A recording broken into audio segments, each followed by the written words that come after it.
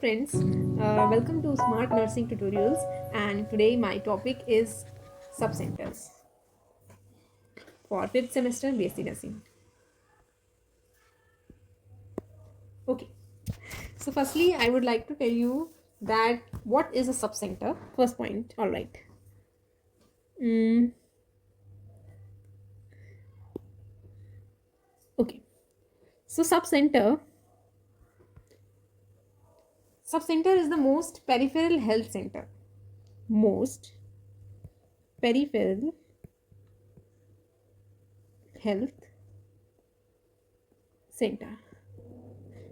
Also, it is the first contact point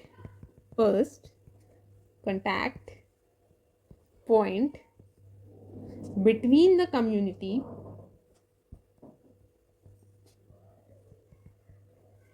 and health center.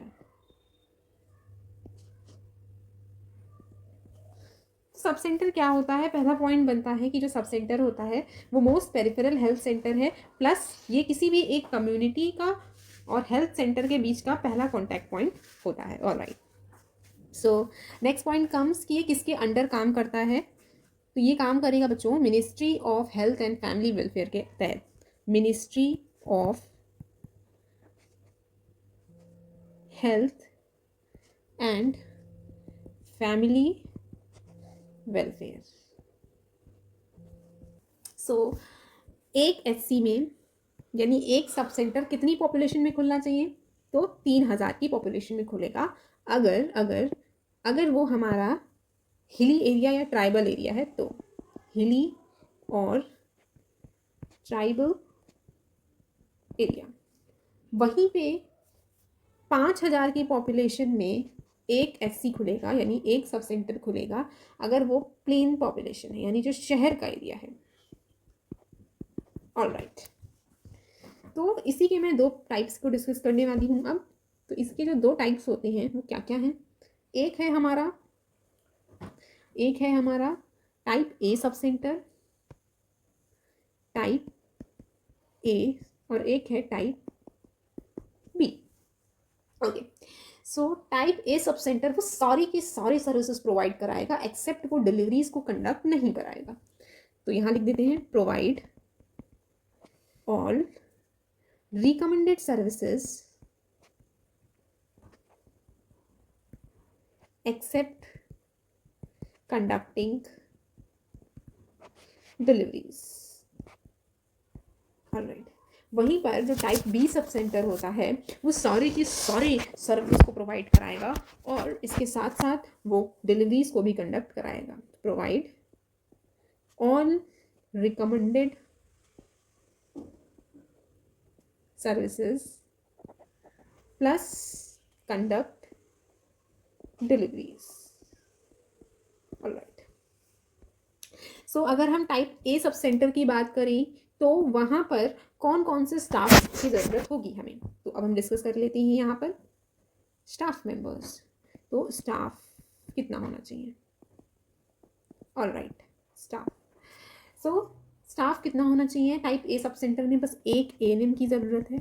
ANM मतलब होता है auxiliary nurse midwife. इसके साथ साथ एक female health worker,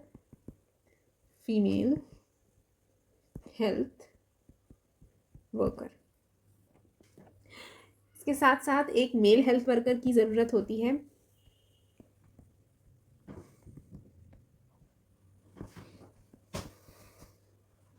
okay, then अगर हम बात करेंगे टाइप बी सब सेंटर्स के बारे में तो उसमें पता है 2 एएनएम की ज़रूरत होगी या 2 फीमेल हेल्थ वर्कर की ज़रूरत होगी. क्यों? क्योंकि वहाँ पर हम डिलीवरीज को भी कंडक्ट करा रहे हैं. ऑलराइट, सो 2 एएनएम तो होनी ही चाहिए, प्लस या फिर 2 फीमेल हेल्थ वर्कर होनी चाहिए, प्लस एक मेल हेल्थ वर्कर होना चाहिए. I am not writing the full form, you can understand. ठीक है, और उसके साथ साथ एक फुल टाइम सफाई कर्मचारी तो होना ही चाहिए. फुल टाइम सफाई कर्मचारी.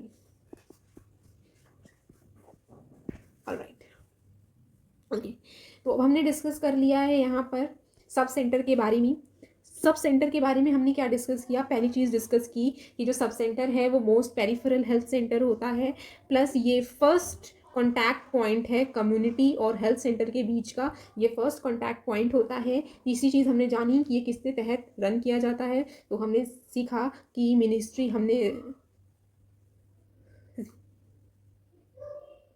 हमने ministry of health and family welfare के तहत ये रन किया जाता है।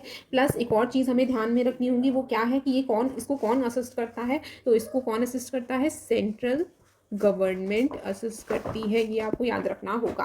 ओके, तो यहाँ पर मैं लिख देती हूँ, प्रोवाइड्स 100% सेंट्रल असिस्टेंस। ऑलराइट, तो इतनी चीज़ें आपको क्लियर हो गई हैं। देन हमने क्या डिस्कस किया था, हमने डिस्कस किया था कि एक एचसी यानी एक सब सेंटर कितनी पॉपुलेशन में खुलेगा, 3000 की पॉपुलेशन में खुलेगा। प्लस ये तभी खुलेगा अगर वो हिली या फिर ट्राइबल एरिया है तो खुलेगा। वेयर एज 5000 की पॉपुलेशन में एक एचसी खुलेगा, कब, अगर वो प्लेन पॉपुलेशन है यानी अगर वो शहर का एरिया है। देन हमने डिस्कस किया कि एक टाइप ए सब सेंटर होता है और एक होता है टाइप बी सब सेंटर। तो जो टाइप ए सब सेंटर होता है वो सारे के सारे रिकमेंडेड सर्विसेज को प्रोवाइड कराएगा, एक्सेप्ट वो डिलीवरीज को कंडक्ट नहीं कराता है। उस तरह से हमने ये भी जाना कि स्टाफ में बस एक एएनएम की ज़रूरत होगी या एक फीमेल हेल्थ वर्कर की ज़रूरत होती है। वेयर एज अगर हम टाइप बी की बात करें तो वहाँ पर 2 एएनएम या 2 फीमेल हेल्थ वर्कर की ज़रूरत होती है और उसके साथ साथ हमें एक फुल टाइम सफाई कर्मचारी की भी ज़रूरत होती है। ऐसा क्यों होता है, क्योंकि ये सारे के सारे रिकमेंडेड सर्विसेज को तो प्रोवाइड कराता ही कराता है, उसके साथ ये डिलीवरीज को भी कंडक्ट कराएगा। ऑलराइट, तो अब इतनी चीज़ें हमने ध्यान में रख ली हैं। अब हम अपने नेक्स्ट टॉपिक के आगे बढ़ते हैं। अब आता है हमारा services provided eight sub centre. Services provided eight sub centre, तो कौन कौन सी सर्विसेज जो हैं वो हमारा सब सेंटर प्रोवाइड कराता है। पहला आता है curative services for minor elements. Curative services curative services for minor ailments। दूसरा है रिकॉर्ड ऑफ वाइटल इवेंट्स। ये रिकॉर्ड है, रिकॉर्ड ऑफ वाइटल इवेंट्स। इसके साथ साथ आता है family planning, contraception, antenatal care, intranatal care, post natal care, water quality monitoring and promotion of sanitation, plus training of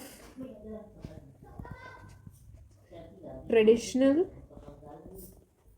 birth attendants and ASHA. Coordinate services of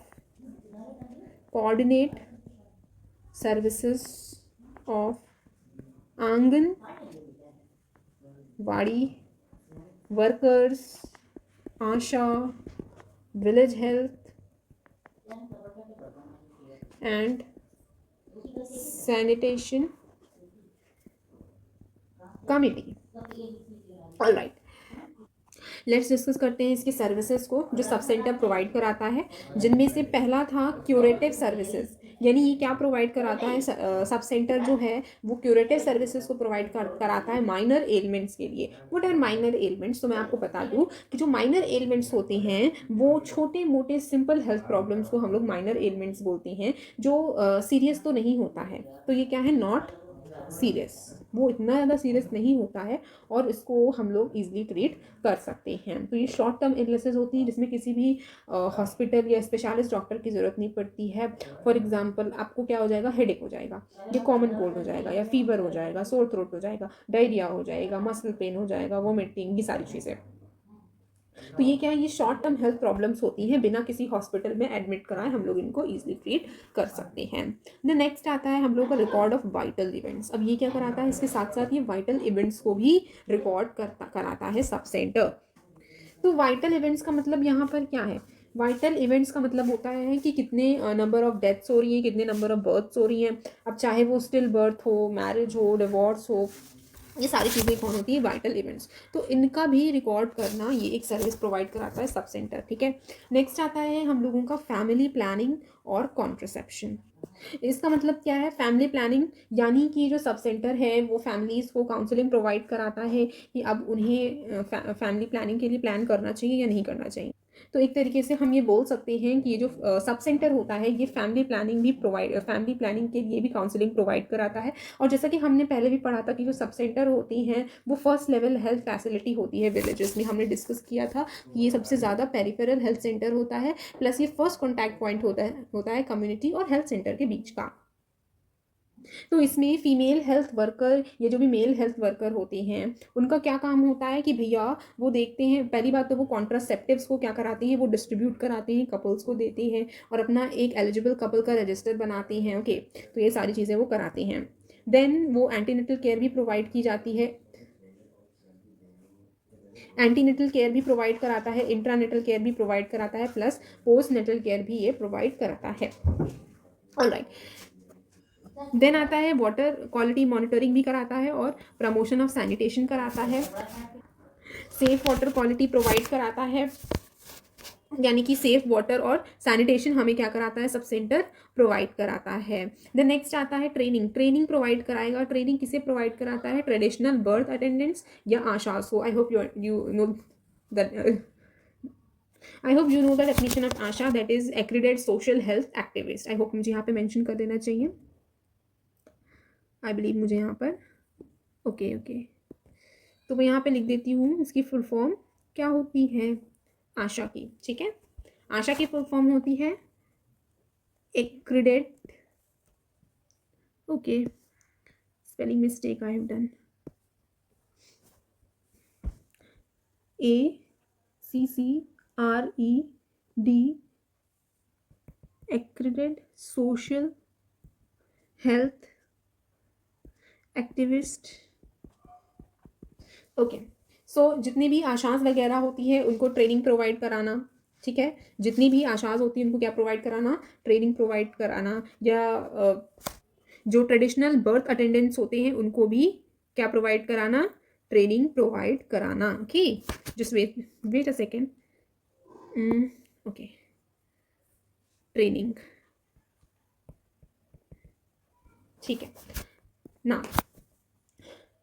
plus ये कौन कौन सी services को coordinate करता है, anganwadi workers, Asha, village health and sanitation committee, ठीक है। ये सारी चीज़ों को क्या प्रोवाइड कराता है, ट्रेनिंग प्रोवाइड कराएगा। किसको किसको ट्रेनिंग प्रोवाइड कराएगा, ट्रेडिशनल बर्थ अटेंडेंट्स को, आशास को, आंगनवाड़ी वर्कर्स को और village health and sanitation committee को। ऑलराइट, तो मैं आपको बता दूं कि आप कैसे पहचानोगे कि भैया ये एएनएम जा रही है, ये आंगनवाड़ी वर्कर जा रही है या फिर ये आशा जा रही है। तो उसके लिए एक कलर कोडिंग मैं आपको बता देती हूँ यहाँ पर कि जो तुम्हारी एएनएम होती है यानी एक्रीडेटेड सोशल हेल्थ एक्टिविस्ट जो होती हैं, जो तुम्हारी एएनएम होती है ना बच्चों, वो आपको हमेशा ग्रीन ड्रेस में दिखाई देंगी। वेयरएज जो आंगनवाड़ी वर्कर्स होते हैं वो आपको पिंक ड्रेस में दिखाई देंगी और जो आपकी आशा होती है वो आपको किस ड्रेस में दिखाई देगी, पर्पल ड्रेस में दिखाई देगी। ऑलराइट, तो इतनी चीज़ें अब हमें क्लियर हो गई हैं सब सेंटर के रिगार्डिंग। ओके, तो इतना आपको समझ में आ ही गया है। Thank you everyone.